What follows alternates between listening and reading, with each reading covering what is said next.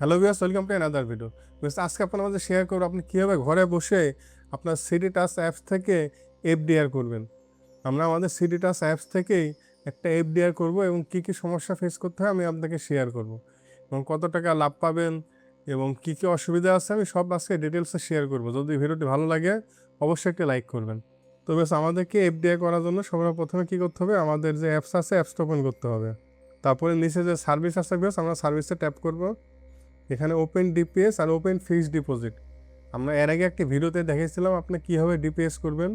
যদি ভিডিওটি দেখে না থাকেন আমি আই বাটনে অথবা ডিসক্রিপশন বক্সে ভিডিও লিঙ্কটা দিয়ে দেবো, আপনারা ভিডিওটা দেখে ডিপিএস করতে পারেন। তো আজকে আমরা কী করবো, একটি এফডিআর করবো। এফডিআর করার জন্য আমরা ওপেন এ ফিক্সড ডিপোজিট এখানে ট্যাপ করব। তারপরে ফিক্সড ডিপোজিট আমি কী করবো, ফিক্সড ডিপোজিট জেনারেল এবং monthly interest. Fixed deposit general মানে আপনারা যত টাকা লাভাংশ পাবেন সেটা একবারে দিবে আপনাকে, মানে যেদিনকে মেয়াদ শেষ হবে সেদিনকে দেবে।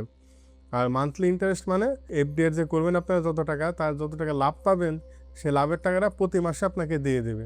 তো আমার যেহেতু প্রতি মাসের দরকার নেই, আমি একবারে টাকাটা নিব, তো সেক্ষেত্রে আমি কী করবো, ফিক্সড ডিপোজিট জেনারেল এখানে ট্যাপ করব। তারপর আমি কত টাকা ফিক্সড ডিপোজিট করতে চাচ্ছি, আপনার এখানে সর্বনিম্ন 50,000 টাকা হলে এই ফিক্সড ডিপোজিটটা করতে পারবেন, মানে এফডিআরটা করতে পারবেন। আমি যেহেতু 1 লক্ষ টাকা করব এই জন্য আমি 1 লক্ষ টাকা লিখে দিলাম। তারপর টার্ন ওভার আমরা এখানে মান্থ সিলেক্ট করব এবং কত মাস, এখানে সর্বোচ্চ 36 মাস।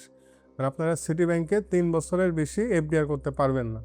তো আমি যেহেতু 3 বছরের জন্য করব এবং ইন্টারেস্ট রেট পাচ্ছি কত টাকা সব কিন্তু এখানে ডিটেলসে দিয়ে দিয়েছে। তো এখানে একটা অপশন আছে দেখেন, অটোমেটিক রিনিউ, মানে এখানে যে 3 বছরের জন্য আপনি ডিপিএস করতে পারবেন। 3 বছর পার হয়ে গেলে অন্য ব্যাংকের যে এফডিআর আছে 5 বছর বা 10 বছর করা যায়, এখানে 3 বছর বেশি করা যায় না। তারপর আপনি চাইলে 3 বছর পার হয়ে যাবে সাথে সাথে অটো রিনিউ দিয়ে রাখতে পারেন, তার মানে আবার অটো রিনিউ হবে। এটা যদি আপনারা টেক্সট দিয়ে রাখেন বিকজ, তাহলে মেয়াদ শেষে কিন্তু আপনারা টাকাটা পাবেন না। আপনাকে বান্সে গিয়ে বলতে হবে যে আমি আমার এফডিআরটা ক্লোজ করব, তারপরে আপনাকে এই টাকাটা দেবে।